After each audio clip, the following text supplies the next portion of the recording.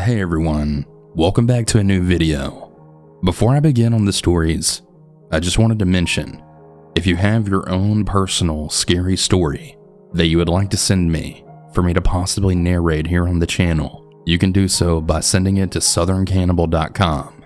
So if you have a personal true scary story that you'd like to share, please consider sending it my way.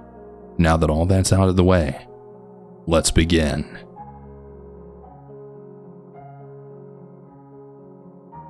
I'm a 27-year-old female, and the story takes place the summer before I had started my sophomore year in college. I had just moved into a house that my parents had bought in the area, and was trying to help them find other renters to move in before the school year started. One girl, we'll call her Annabelle, responded to one of the ads my dad posted, saying she was moving to the area with her service dog and was looking for a place to live. Reading the description she posted of herself, and some of her other responses, I wasn't really crazy about her. Of course, I'm super introverted and hated having to live with roommates, period. Now, I can't remember exactly why she said she was moving to the area. I don't think she was enrolling in school, and she didn't have a job, but she had some reason for why she had to move in super early before the fall semester. I didn't really mind that part, as I didn't have a job at the time or any summer classes, and she was really easy to talk to. Being so introverted, I got along pretty well with anyone who was extroverted, friendly, and liked the same things as I did. As things progressed though, there were some red flags. The service dog Annabelle brought was the cutest little chihuahua I'd ever seen. Annabelle said she was supposed to alert her whenever her blood sugar dropped low or spiked, and could even alert other people as well. The thing was, the dog never once alerted Annabelle or anyone else. In fact, the dog mostly seemed overly jumpy, and at certain times, even scared of Annabelle. I didn't think too much about this at the time, not knowing too much about service dogs or chihuahuas. I figured they may just be a jumpy breed.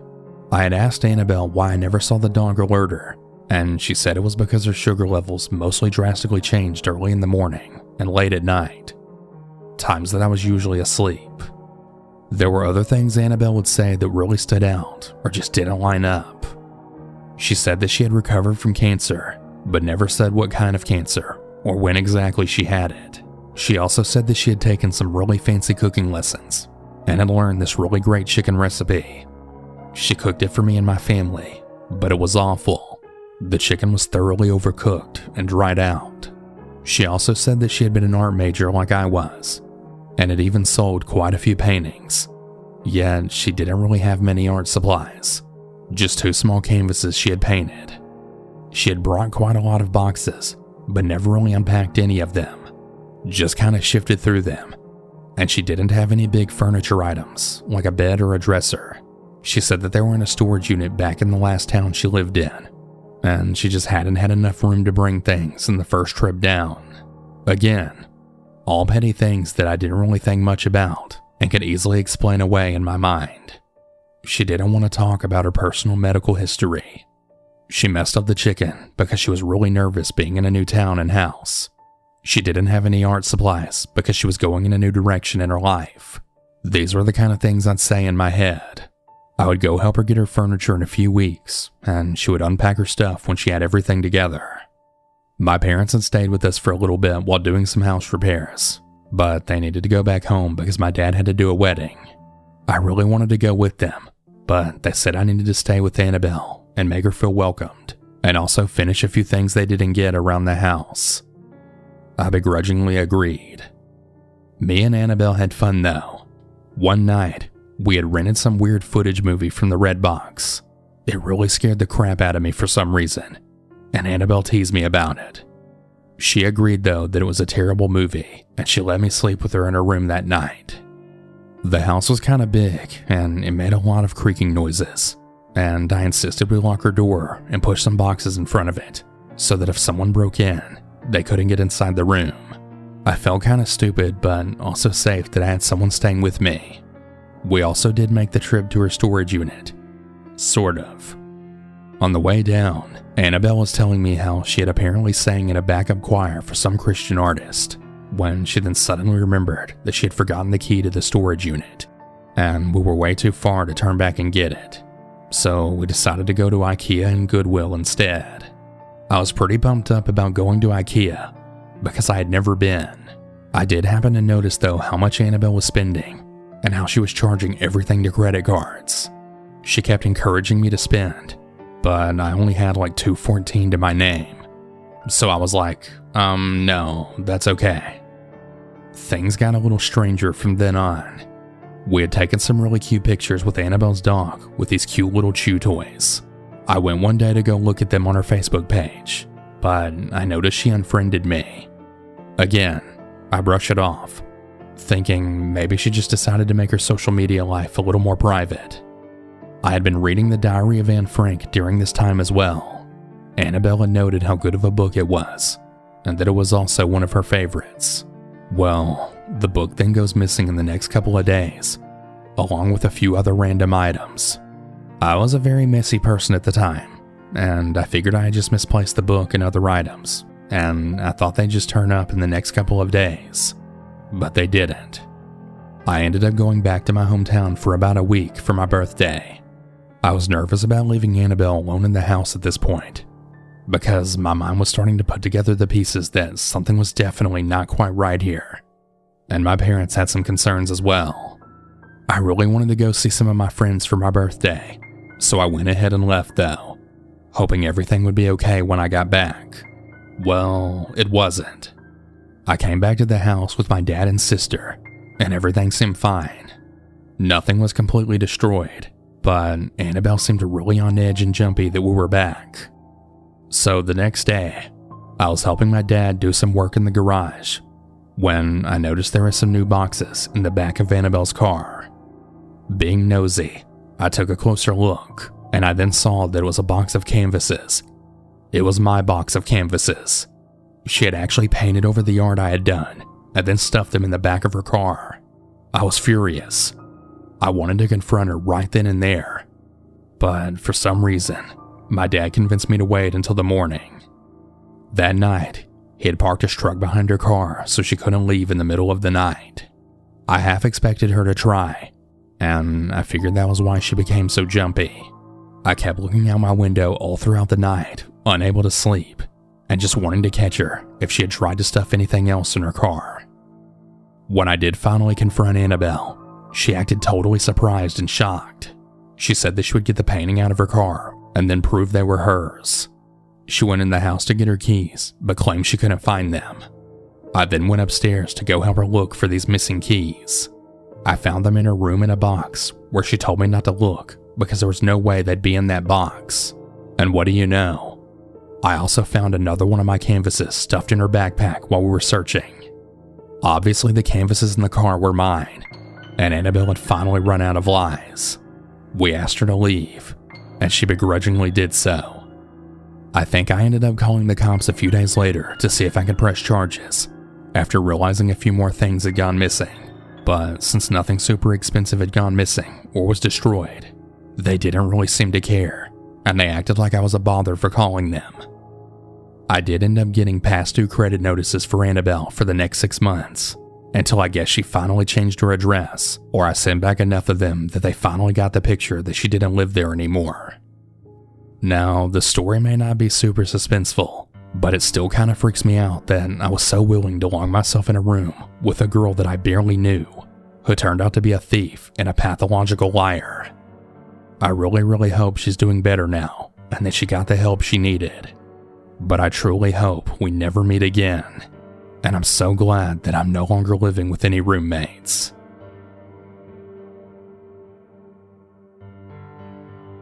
A few months ago, I decided it was time to move out of my parents' house and live somewhere else because I've been living with them for a while.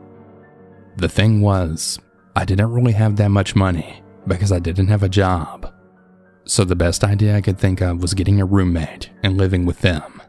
I decided to look at a few Craigslist ads, and after a few minutes of looking, I found a guy who said he wanted a roommate, and it was even better because he lived in my area. I texted the guy and said I would love to be his roommate, and he said that he would love it and that I could come over whenever I was ready. So my parents helped me pack my stuff, which really wasn't a lot, and about an hour later, I was on my way to this guy's house. A few hours later, I got to the house where the guy said he lived. When I stopped and got out of my car and stood in front of the house, I noticed that the front lawn looked really overgrown, and that the house looked old, and the paint looked like it was chipping. When I got up to the front door, I had knocked kind of loud, and then I actually heard some kind of argument before the door banged open. There, standing in front of me, was a guy who was a few inches taller than me. I'm 6 foot, by the way. He had thick black hair and dark blue eyes, and he was wearing all black. This confused me because it was right in the middle of July. Why would anyone wear black around this time? I didn't want to be rude on the first day, so I didn't question it. I just decided to introduce myself, and he did too, saying his name was Zach. I then had asked him if he could help me move my things from the car to the house, and he said he would because he wanted to be nice. A few minutes later, we got all of my stuff into the room that Zach had picked out for me.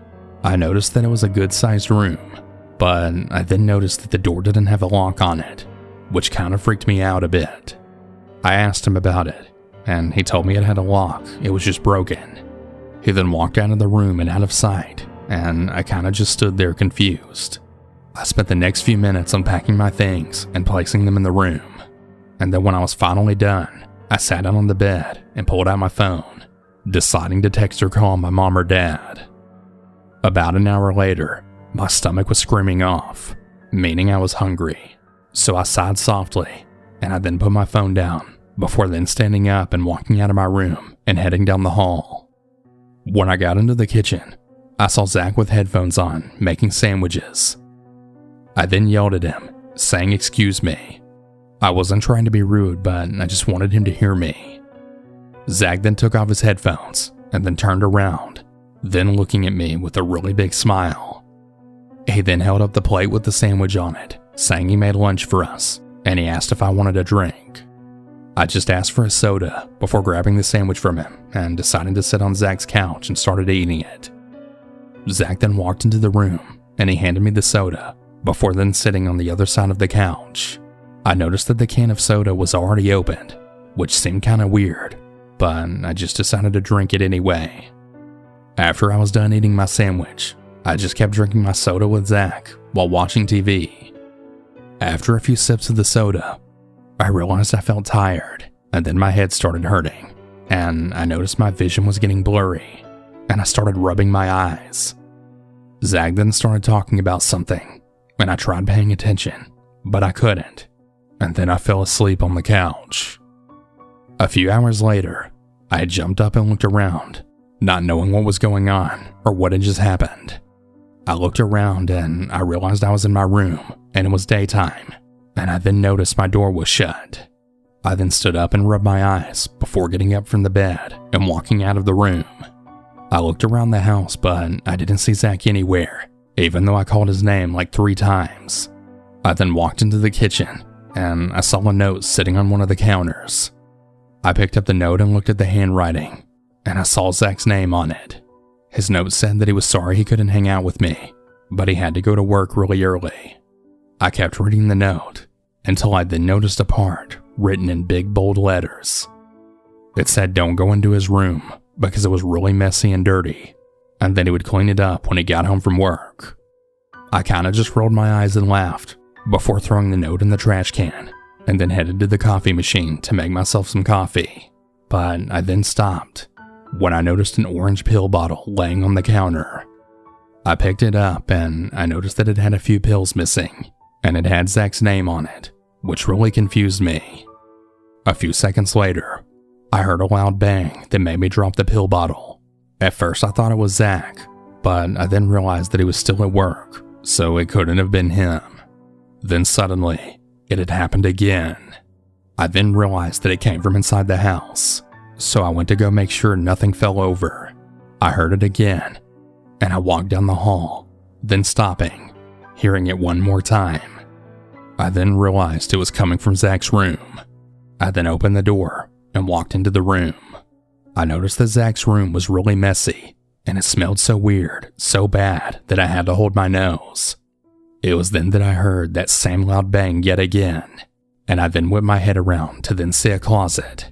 I walked up to the closet, and I noticed that it had 2 handles on the door, and I saw a broom handle sticking between them.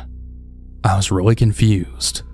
I wasn't going to open it due to privacy, but I just decided to. So I grabbed the broom handle, and I then pulled it out from right between the door handles. I then opened the door, and what I saw next made me totally scream in fear. I then fell to the ground, covering my mouth. There was a teenage girl who looked only a year older than me, sitting in the closet, and she was bound and gagged. Her hair looked all dirty and full of knots, and her clothes looked really old and moldy. I then removed all of the stuff that was holding her hands together, and I took the gag out of her mouth. As she rubbed her wrist, I then asked her what the fuck is going on, and who is she? What she told me made my stomach drop. She then told me that she was Zach's old roommate, and that she wanted to leave because she really hated Zach's messy lifestyle. She then went on to say how Zach then jumped her, and then overpowered her before wrapping her hands up and gagging her and leaving her in the closet. Then it hit me. The note. The bold letters telling me not to go into his room. That was Zach's shitty warning for me not to go in there. I pulled out the phone and called the cops, and a few minutes later, an officer showed up. We told him everything as he walked around the house, and he picked up pills from the kitchen. He told me they were really strong sleeping pills, and it was then where I realized why I fell asleep so fast after that soda. Zach had drugged me. A few seconds later, Zach walked into the house with his work bag when he then saw the officers, before putting his hands up. Before the police officer took him out to their car, he asked Zach about everything he knew. Zach then actually admitted to keeping the girl locked up and even about drugging me with the sleeping pills. And as you can imagine, he was soon arrested, and the officer told us we could leave and that I had to pack up my stuff. A few hours later, I was driving back home with all of my belongings, and I began thinking to myself, what if Zach would have locked me up in a closet just like that girl? That thought alone scares the fuck out of me.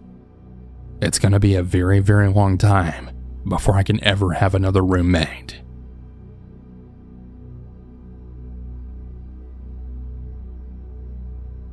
When I was going into my 4th year of university, I decided to move out of my student's residence building and get an apartment with my friend. It was a scramble to find a place in the small university town, but we found a small apartment and quickly placed a deposit on it. Brenda and I had been friends since our 1st year of university. During Faqs week, she had immediately butted heads with her roommate and spent a lot of time hanging out in my room. I'm pretty shy, so honestly, it was really just nice to have made a friend so quickly. There were some red flags. She hated my boyfriend and was also pretty nasty to my friends who had come visit from home. She also seemed to be fighting with her friends and family back home a lot. Again, I was just happy to have someone to go to the meal hall with. So back to us moving in together. The first red flag was without even consulting me first. She bought a ton of furniture for the house.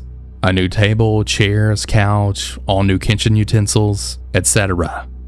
She then sent me the bill and told me I owed half. My extended family had already offered me lots of hand-me-downs, so I had already been planning on bringing those. But I didn't want to start our living arrangement off on a negative tone, so I just paid what she asked. Well, within about a week of moving in together, her boyfriend moved in as well. Right away, I told her if he was going to live here, he had to pay something for rent. She became very offended, and she asked why he would have to pay since he was only staying in her room. Things only got worse. They were both very messy people, and they would leave the kitchen and living room a total mess. They would both sleep almost all day, and her boyfriend would have a fit if I made too much noise. One time he came out of their room at 5 p.m., and he demanded I stop cutting carrots so loudly. It was weird. Things really hit the fan when I reported Brenda's boyfriend's living arrangement to our landlord. I had told her that it would come to that if he didn't pay anything, but she continued her defense that he was only living in her room. Our landlord was livid. Apparently, he had already suspected that the boyfriend was living there, and he actually asked her about it, and she lied. Not only were they taking advantage of me, but also the landlord. as we didn't pay heat, lights, or water. The first scary thing that happened was when I came home one night and I found the hallway lights leading to my bedroom. None of them would turn on. It was pitch black. It was so late though, so I just walked through the darkness and went to my room. The next morning, when I opened my door, I realized that there were knives leading down the hallway, all over the floor. Somehow I missed them. I then collected them, and I immediately went to my roommate, who claimed she didn't do it. Later that day, when I checked all the lights, I figured out that all the bulbs had been unscrewed. I called my landlord and asked to end my lease. He refused. I would have to create a police report and have her evicted. I don't know why I didn't do that, but I just decided to stay out of the apartment as much as I could. The next incident was worse. In my first year of university, I had dated a very scary and abusive person. He would scream at me constantly, among other things. Our breakup was messy, and it ended with him threatening to seriously hurt me. Brenda knew this. One night after an evening class, I came home to find 3 people in our living room: Brenda, her boyfriend, and my ex. I raced into my room and I had called another friend to come over. Fortunately, my friend Morgan came right away. He was over 6 feet tall and played on the school basketball team. We hung out for most of the night. I felt much safer, and I even decided to go to the kitchen to get us some snacks. While I was in the kitchen, I was cornered by my ex. Literally cornered. He right away began whispering the most awful things to me. I yelled for Morgan, and my ex grabbed my wrist and held on to me until Morgan came around the corner. Well, Morgan escorted my ex out of the apartment. I did go speak to the police, but they said there wasn't a lot they could do unless he really did something to hurt me. The last incident was almost at the end of the school year. I had been at the library studying for exams. I was about a minute away from our apartment when I then received a text from an unknown number.